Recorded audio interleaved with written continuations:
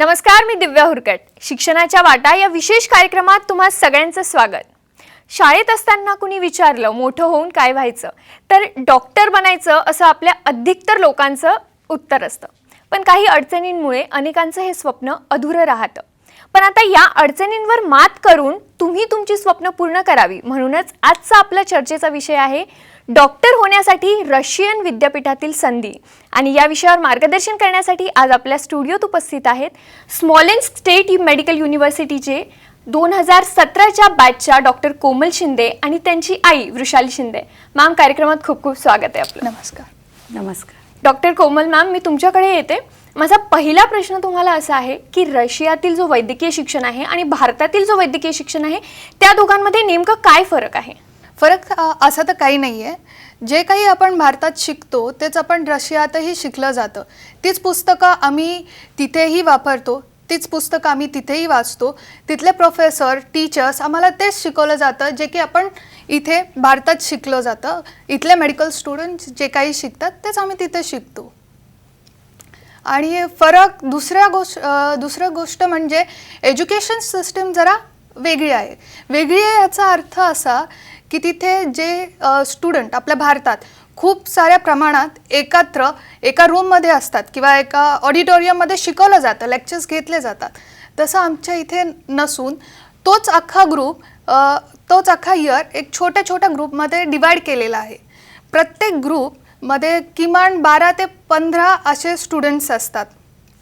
त्याचा फायदा असा होतो की जे कोणी आमचे प्रोफेसर्स आहेत, टीचर्स आहेत, ते आमच्यावर लक्ष ठेवू शकतील. आमचा प्रोग्रेस जो आहे ते त्यांना माहीत असतं. कुठे कमी पडतोय, कुठे नक्की चुकतोय, हे आम्हाला त्याप्रमाणे मार्गदर्शन केलं जातं. प्रत्येक विषय आमचा म्हणजे दररोज त्याची टेस्ट होते. प्रत्येक एक सिस्टीम आहे, तर ती सिस्टीम बऱ्यापैकी पुढच्या टॉपिक्समध्ये डिवाईड केली जाते. त्याचे दररोज टेस्ट घेतले जातात. त्यानंतर वीकली टेस्टही होते. आणि जेव्हा फायनल एक्झाम येते तर आपल्यावर लोड येत नाही. तर मला असं वाटतं हा आमच्या इथला एक प्लस पॉईंट आहे. अगदी मॅम. वृषाली मॅम, मी तुमच्याकडे येते. खरं तर सगळ्यांनाच वाटत असतं, सगळ्या पालकांना वाटतं की आपल्या मुलाने काहीतरी मोठं करावं, त्यांचं ॲम्बिशन खूप छान असावं. आणि खूप पालकांचा तर हा स्वप्न असतो की आपल्या मुलाने डॉक्टर बनावं. पण MBBSची फीस जी आहे, वैद्यकीय शिक्षण जे आहे, ते सगळ्यांना परवडत नाही. तर मग अशा टाईममध्ये भारतातच नाही तर दुसऱ्या देशात आपल्या मुलांना पाठवायचं, तर तो खर्च कसा मॅनेज केला आहे तुम्ही? खरं तर भारतामध्ये बरीचशी मुलं मेडिकलला एक्झामसाठी जातात. पण असे काही पालक आहेत की त्यांना प्रत्येकाची अपेक्षा असते की माझा मुलगा डॉक्टर झाला पाहिजे. पण त्यामध्ये त्याच वेळेला त्यांच्यासमोर हा प्रश्न उभा राहतो पैशाचा. आणि मग अशा वेळेला त्यांच्या लक्षात येतं फॉरेनला पाठवायचं म्हटलं तर ती एक भीती असते. फॉरेनला मुलगा पाठवायचा, ह्या फॉरेन शब्दामुळेच त्यांच्या पुढे पैशाचा जास्त प्रश्न मोठा वाटतो. परंतु तसं नाही आहे. फॉरेनला जिथे आता माझी मुलगी डॉक्टर होऊन आलेली आहे त्या युनिव्हर्सिटीला डोनेशन नाही आहे. आणि तिथली जी माहिती आहे, तिथली जी फी आहे, कमीत कमी फीमध्ये व्यवस्थित शिक्षण होतं आणि पुढचा काही प्रश्नच येत नाही रकमेचा आणि काही टेन्शन घेण्याचा. खरं तर वृषाली मॅम, हे शिक्षण जरी स्वस्त असलं तरी बाहेर पाठवायचं मुलांना म्हटलं की सुरक्षिततेचा खूप प्रश्न पडतो. भारतातच तरी दुसऱ्या सिटीत पाठवायचं तरी सुरक्षिततेचा आपल्याला प्रश्न पडतो. मग विदेशात जेव्हा पाठवतो आपण आणि रशियात तुम्ही तुमच्या मुलीला पाठवलं, तर मुलींसाठी तिथे सुरक्षा कशी आहे? खरं तर मी पहिलं हे सांगेल की जी भीती मला भारतात असून वाटायची, पण तिथे गेल्यानंतर 6 वर्षामध्ये जे डॉक्टर आलोक सर आहेत त्यांच्याशी मी प्रत्यक्ष बोलले होते. आणि एवढी काळजी घेतली गेली तिथे की मी इथे इतकं बिंदास होते की नाही, काही नाही, सर आहेत. म्हणजे सर आहेत ह्या शब्दामध्ये सगळी काही सुरक्षितता होती तिथे. आणि त्यांची जी हॉस्टेलची पद्धत आहे की 8 वाजेपर्यंत मुलं सगळी आली पाहिजेत, त्यांच्याकडे पर्सनली लक्ष दिलं जायचं. त्यामुळे तिथे काही असा प्रश्नच आला नाही की मुलांना काही अडचण येत असेल. आणि सर स्वतःही लक्ष देत होते. त्यांचे काय ऑफिसचा स्टाफ आहेत, त्यांचे ऑफिस त्यांच्या हॉस्टेलच्या कॅम्पसमध्ये आहेत, त्यामुळे त्यांचंही पर्सनली लक्ष असायचं. आणि मुलंही मी हे पुढे जाऊन असं सांगेल की ही जी मुलं आहेत आम्ही पाठवलेली, तर ती तिथे गेल्यानंतर एवढी बदलतात की त्यांनाही स्वतःला असं वाटतं की नाही आपण भारतामधून आलेलो आहोत. तिथे स्वतःला ते इतकी शिस्त लावून घेतात आणि छान राहतात, छान वाटतं. त्यामुळे मला कधी अशी भीती नाही वाटली की माझी मुलगी तिथे काय करत असेल, कशी असेल. खरं तर खूपच छान ही गोष्ट आहे. म्हणजे भारताबाहेर विदेशातही आपण आपल्या मुलींना पाठवतोय आणि त्यातही आपल्याला हे सुरक्षिततेचा जो भास होतोय तो खूप चांगला आहे. आताच तुम्ही डॉक्टर आलोक एरॉनबद्दल बोललात. कॉस्मॉस एज्युकेशनचे जे डायरेक्टर आहेत आलोक एरॉन, त्यांचं एक व्हिडिओ आपल्याकडे आहे, तो आपण बघूया. Dear Indian students and parents, a warm namaste from Smolensk State Medical University, Smolensk, Russia. My name is Dr. Alok Eron. I am Director of Cosmos Education Consultants and Foreign Advisor to Chancellor of Smolensk State Medical University. मैं आपके साथ हिंदी में बात करना चाहूँगा. सन 2002 से स्मॉलेंस्क state medical university में Cosmos education consultants के द्वारा Indian students का एडमिशन दिया जा रहा है और इन पिछले 18 सालों में 3000 से ज़्यादा इंडियन स्टूडेंट्स को स्मॉलेंस्क स्टेट मेडिकल यूनिवर्सिटी में एडमिशन मिला है और इसमें से करीब 2000 इंडियन स्टूडेंट्स यहाँ से डॉक्टर्स बनकर निकले हैं. यहाँ से निकले हुए डॉक्टर्स, इंडियन डॉक्टर्स, पूरी दुनिया के करीब करीब सभी देशों में फैल चुके हैं और हमारा नाम रोशन कर रहे हैं. इसके अलावा यहाँ से हमारे जो ग्रेजुएट्स इंडिया गए हैं उन्होंने भी हमारा सिर गर्व से ऊपर किया है, क्योंकि जो स्क्रीनिंग टेस्ट का पासिंग परसेंटेज है स्मॉलेंस्क स्टेट मेडिकल यूनिवर्सिटी का, उसका कोई कंपटीशन नहीं है. क्योंकि स्मॉलेंस्क स्टेट मेडिकल यूनिवर्सिटी के ग्रेजुएट्स 92% पासिंग परसेंटेज दे रहे हैं फर्स्ट अटेम्प्ट में इंडिया के स्क्रीनिंग टेस्ट में. ये कंपैरेटिवली देखा जाना चाहिए. सो दूसरे जो मेडिकल यूनिवर्सिटीज हैं वहां से पास करके आने वाले स्टूडेंट्स 23-24% से ज्यादा रिजल्ट नहीं दे पा रहे. इस साल 2020 में हमारी मेडिकल यूनिवर्सिटी के 100 साल पूरे हुए. ये मेडिकल यूनिवर्सिटी 1920 में बनी थी और इस साल 100 साल पूरा होने के उपलक्ष्य में इस साल जिन भी इंडिया के बच्चों को एडमिशन इस मेडिकल यूनिवर्सिटी में मिल रहा है उन सभी की फीस में $500 की सब्सिडी देना अनाउंस हुआ है. इसके अलावा यहाँ पर इस समय स्मॉलेंस्क स्टेट मेडिकल यूनिवर्सिटी में इंडिया के करीब 1350 इंडियन बच्चे पढ़ रहे हैं. उनमें से कुछ 600 इंडियन बच्चियां हैं, लड़कियां हैं. स्मॉलेंस्क स्टेट मेडिकल यूनिवर्सिटी में 3 हॉस्टल्स हैं जो सिर्फ इंडिया के बच्चों के लिए हैं. उनमें से गर्ल्स हॉस्टल अलग है, बॉयज हॉस्टल अलग है. इसके अलावा एक इंडियन मेस हमारे कैंपस में काम कर रही है जिसमें कि 3 इंडियन कुक्स काम कर रहे हैं. इसमें सिर्फ इंडियन बच्चों के लिए खाना बनता है और 2 तरह की ये मेस काम कर रही है, प्योर वेजिटेरियन मेस और non vegetarian mess. Smolensk state medical university में पढ़ाई का ड्यूरेशन 6 साल है और सभी 6 सालों में पढ़ाई का जो मीडियम ऑफ इंस्ट्रक्शन है वो है इंग्लिश मीडियम. मतलब सभी 6 सालों में इंग्लिश मीडियम में यहाँ पर पढ़ाई होती है. सो इंडियन स्टूडेंट्स जो इस साल 2020 में हमारे यहाँ एडमिशन लेना चाहते हैं, you are most welcome. But आपको एक बात का ध्यान रखना है कि स्मॉलेंस्क स्टेट मेडिकल यूनिवर्सिटी में एडमिशन लेने के लिए आप किसी भी एजेंट्स के साथ बात नहीं करें, क्योंकि स्मॉलेंस्क स्टेट मेडिकल यूनिवर्सिटी और कॉस्मॉस एजुकेशनल कंसल्टेंट्स किसी भी एजेंट को अपॉइंट नहीं करते हैं.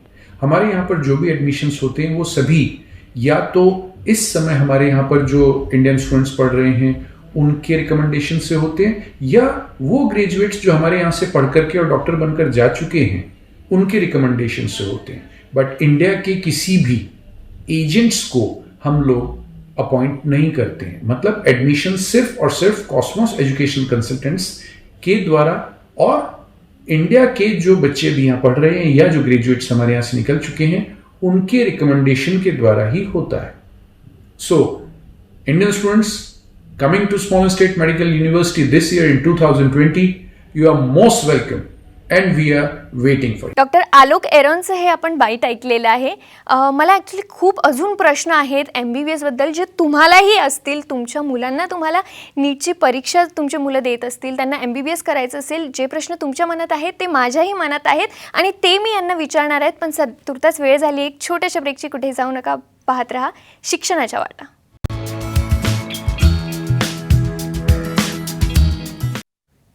ब्रेकनंतर शिक्षणाच्या वाटा या विशेष कार्यक्रमात पुन्हा एकदा स्वागत. डॉक्टर होण्यासाठी रशियन विद्यापीठातील संधी या विषयावर आपण चर्चा करतोय आणि डॉक्टर कोमल आणि त्यांच्या आई वृषाली आपल्यासोबत आहेत. कोमल मॅम, मी तुमच्याकडे येते. खरं तर बाहेर रशियात आपण जरीही MBBS केलं तरी पुन्हा भारतात आल्यानंतर आपण प्रॅक्टिस करू शकतो का? आणि PG करायचं असेल तर मग ते भारतात आपण करू शकतो का? नक्कीच. इथे भारतात परत आल्यानंतर प्रॉब्लेम असंच काही येत नाही. मी जिथून शिकून आली आहे, जे की स्मॉलेंड स्टेट मेडिकल युनिव्हर्सिटी आहे, तर त्याचा रिझल्ट 92% प्लस आहे FMG एक्झाममध्ये. ही एक्झाम म्हणजे कोणती? तर आपण जेव्हा भारतात येतो तर ती प्रॅक्टिस करायला लायसन्स जे लागतं त्यासाठी ती एक्झाम असते.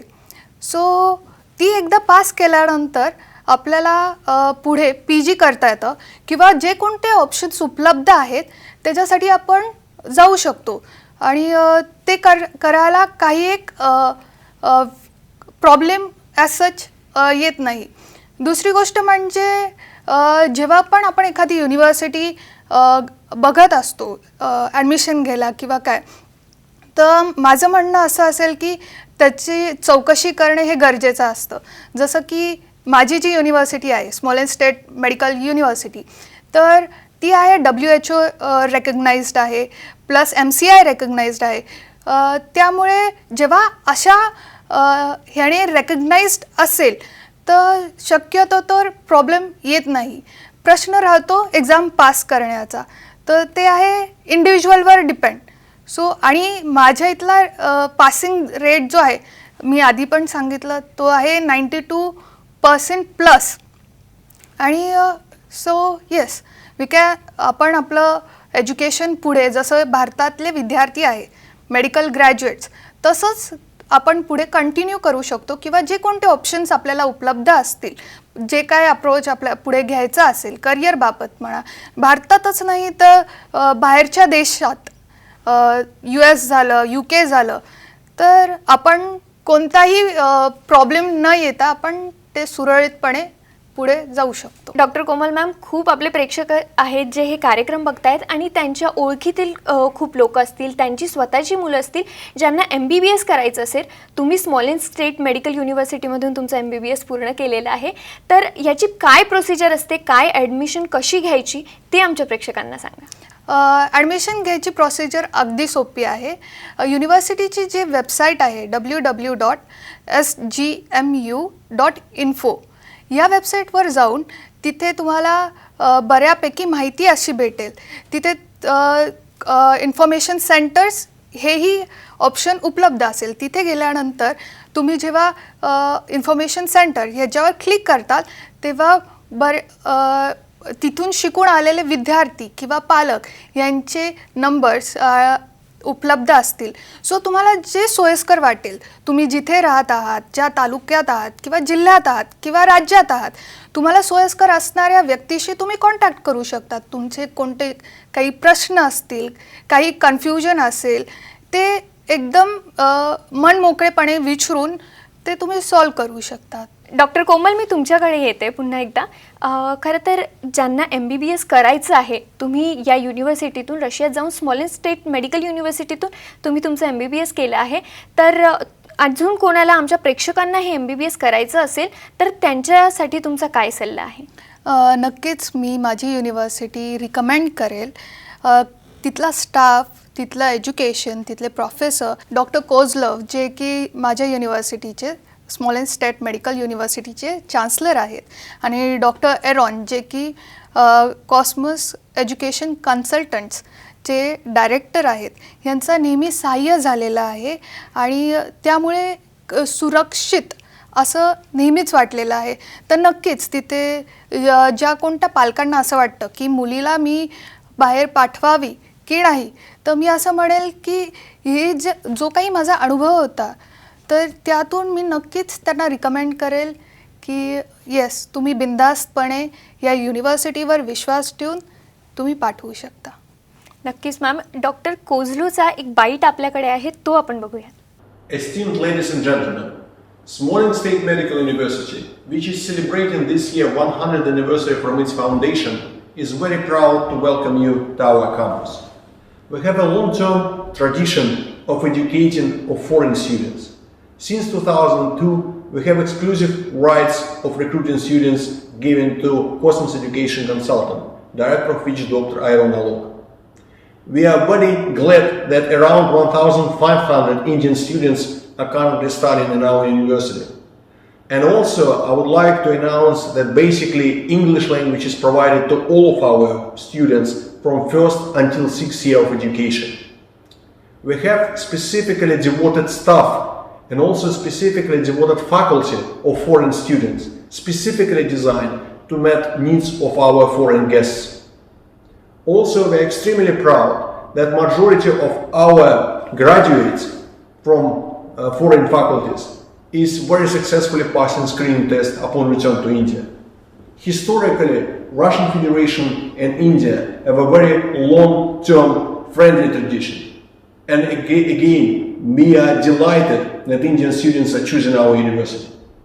We trying to provide the best possible conditions for study. We have specifically devoted students' hostel, specifically designed for needs of Indian students.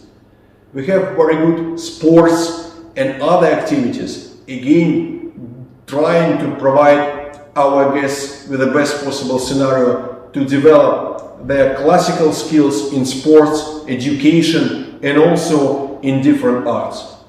Ladies and gentlemen, we are extremely proud to welcome you to our university and hope that you will choose us. See you soon. Vrushali ma'am, मी तुमच्याकडे येते. मध्यमवर्गीय जे पालक असतात, मुला-मुलींना शिक्षणासाठी विदेशात पाठवायला ते मनाने तयार नसतात.